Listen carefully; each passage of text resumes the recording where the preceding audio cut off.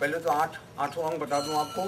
यम, नियम, आसन, प्राणायाम, प्रत्याहार, धारणा, ध्यान और फिर समाधि। जो लोग डायरेक्ट ध्यान में बैठने की कोशिश करते हैं, आजकल बहुत सारे लोगों को ध्यान में ले जाते हैं। आपने पहली कक्षा तो पास की नहीं और ध्यान है 7वीं पादान पर, 7वीं कक्षा में डायरेक्ट अपेयर हो गए तो क्या होगा। इसलिए यम, नियम, आसन, प्राणायाम, ध्यान में बैठने के लिए ये शुरू के स्टेप्स हैं। हमने अभी ये आसन किए हैं, योगासन। अब प्राणायाम में आप किसी भी आसन में बैठ जाइए। ये है सुखासन। जो पद्मासन में बैठ सकते हैं वे पद्मासन में बैठें। और एक और आसन है सिद्धासन। पैर पूरा आपके लिंग प्रदेश के नीचे, और ये टखना जो है इस टखने के ऊपर आना चाहिए। यह है सिद्धासन। आपको जो भी आसन अच्छा लगे, ज़्यादातर लोग सुखासन ज़्यादा पसंद करते हैं, आप सुखासन में बैठिए। प्राणायाम में मूलतः मैं तो ज़्यादा इम्पोर्टेंस 3-4 प्राणायाम को ही देता हूँ। कपालभाति, भस्त्रिका। देखिए क्रम का ऐसा है, हर व्यक्ति क्रम अपने हिसाब से लेता है। मैंने सबसे पहले कपालभाति को लिया है क्योंकि इसे मैं रेस्पिरेटरी एक्सरसाइज समझता हूँ। भस्त्रिका प्राणायाम सेकंड स्टेज पे ले जाता हूँ और तीसरे पे अनुलोम विलोम इसलिए करवाता हूँ क्योंकि भस्त्रिका करने से आपके दोनों नथुने, नसकोरे जो हैं, ये नथुने आपके नॉस्ट्रल्स, ये दोनों खुल जाते हैं, इसलिए अनुलोम विलोम करने में आसानी होती है। तो सबसे पहले मैं आपको कपालभाति के बारे में बताऊंगा। उससे पहले थोड़ी सी हाथों की एक्सरसाइज, दोनों तरफ। आपको किसी फिजियोथेरेपिस्ट की ज़रूरत नहीं पड़ेगी। उंगलियों को मोड़िए, मुट्ठी बंद कीजिए, जोर से बंद कीजिए, जितनी ताकत लगा सकते हो। अब ये उंगलियां कंधे पे रख करके दोनों कोनियां जोड़ते हुए राउंड घुमाइए। उल्टा। मैं आपको सिर्फ डेमोन्स्ट्रेट कर रहा हूँ 2-3 बार के लिए, आप इसे 5-10 बार कर सकते हैं। अब गर्दन को घुमाइए ताकि आपका स्पाइनल कॉर्ड में कोई तकलीफ न हो। उल्टा।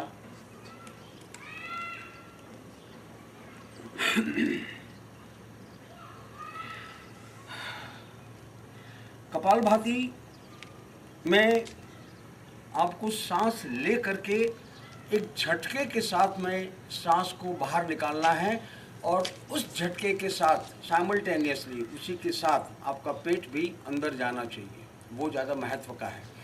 जितना आपका स्ट्रोक पावरफुल रहेगा। देखिए पहले तो मैं ये बता दूं कि कपालभाति से होता क्या है कि आपका पेट, आपका स्टमक, दोनों आते हैं, छोटी आंत, बड़ी आंत, आपका पैंक्रियास, लीवर और दोनों किडनियाँ, इन सारे के सारे अंदरूनी हिस्से जो हैं उनको एक्सरसाइज मिलती है।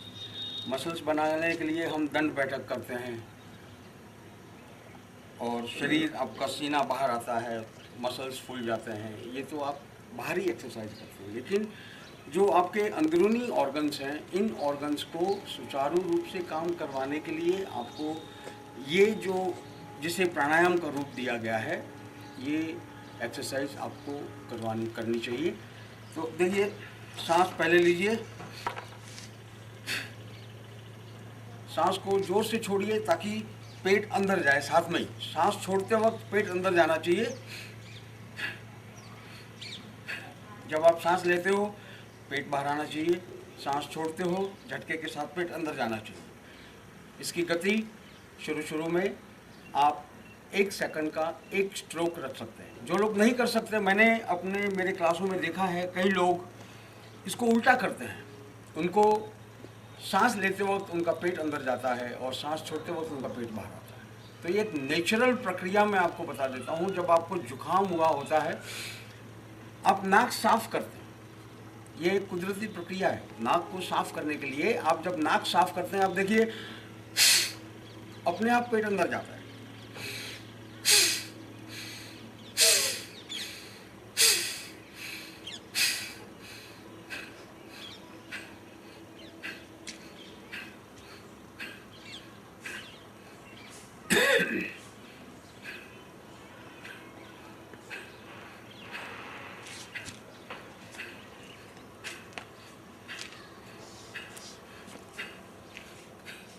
अगर आप इससे अभ्यस्त नहीं हैं तो 20-30 स्ट्रोक लगाने के बाद में आपके पेट के मसल्स दर्द करेंगे।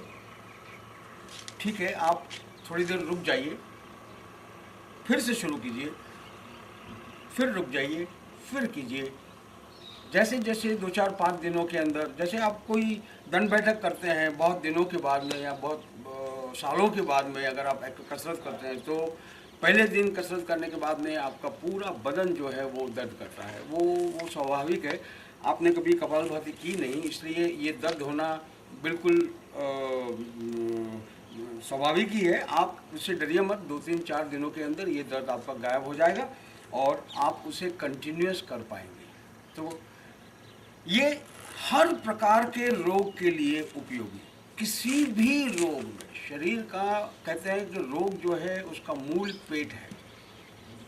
जब पेट खराब होता है या पाचन क्रिया या पाचन शक्ति आपकी कमज़ोर पड़ती है, तब जाकर के रोग, नाना प्रकार के विविध प्रकार के रोग उत्पन्न होते हैं। इस पेट को परफेक्ट डाइजेशन करवाने के लिए ये कपालभाति है।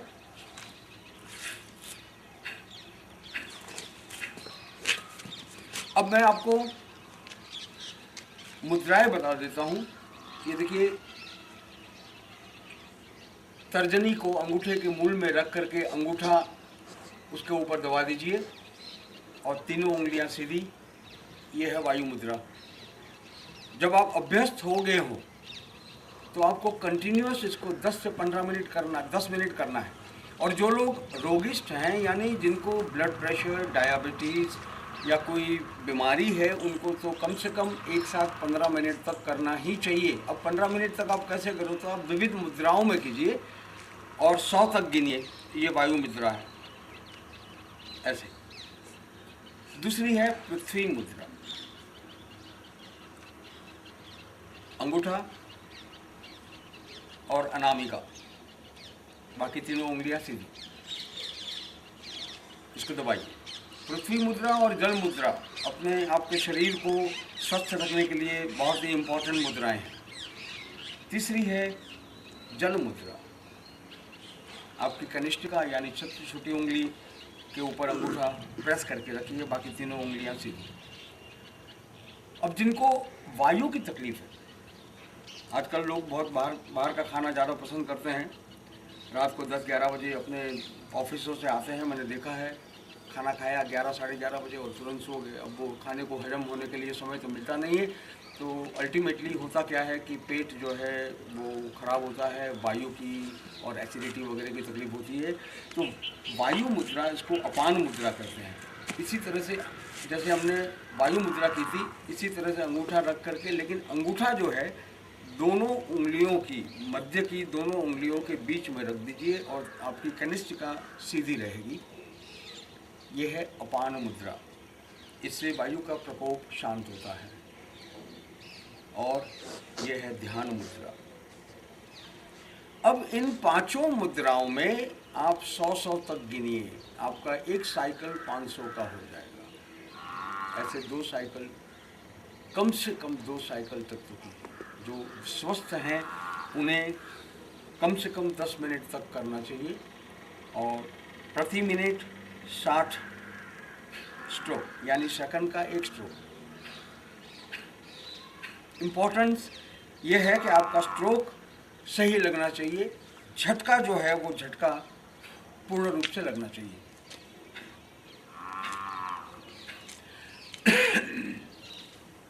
तो ये हुआ कपालभाति। नेक्स्ट है भस्त्रिका। भस्त्रिका संस्कृत शब्द है।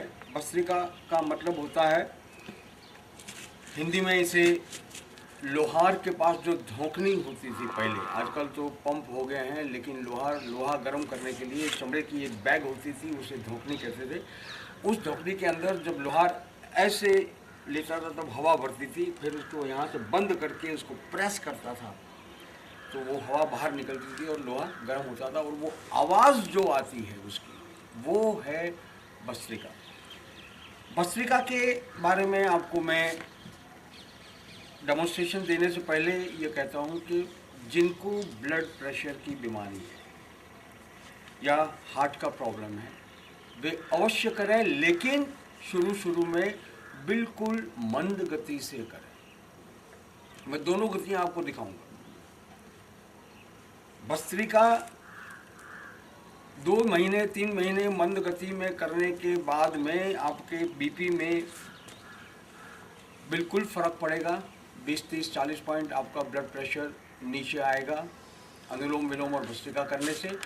और एक बात और बता दूं कि ब्लड प्रेशर स्वयं कोई बीमारी नहीं है। ब्लड प्रेशर एक इंडिकेशन है कि आपकी किसी न किसी आर्टरी के अंदर कहीं न कहीं कोई जमाव है, चोक है। इसकी वजह से आपके हार्ट को पंपिंग करते वक्त ज़्यादा मेहनत करनी पड़ती है, इसलिए वो प्रेशर आता है जिसे ब्लड प्रेशर कहते हैं। तो 2-3 महीना आप बिल्कुल धीरे धीरे करें और फ़ायदा होने पर आप उस गति को बढ़ाइए।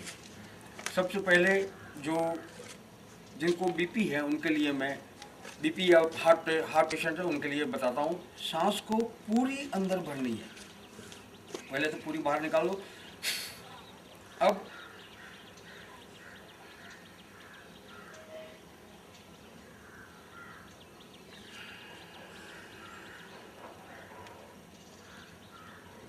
आपके फेफड़ों को पूर्णतया हवा से भर दीजिए।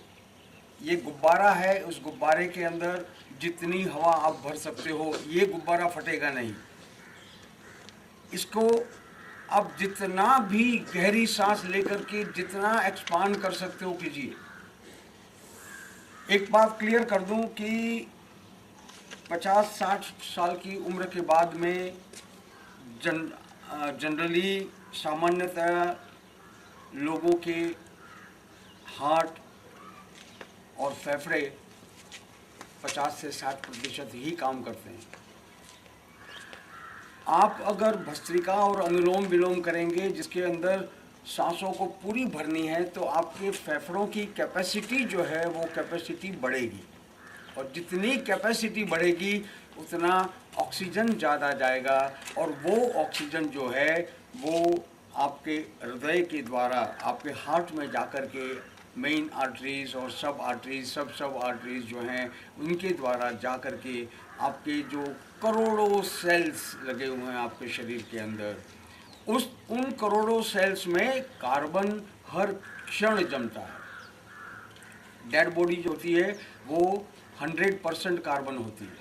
कार्बन का जमाव नेचुरल है बिल्कुल, और वो कार्बन जमा होने की वजह से और आपके सांस अधूरे लेने की वजह से कार्बन का जमाव ज़्यादा होता है, और इसलिए आपके जोड़ों में दर्द होता है, पैर अकड़ जाते हैं, कंधे अकड़ जाते हैं।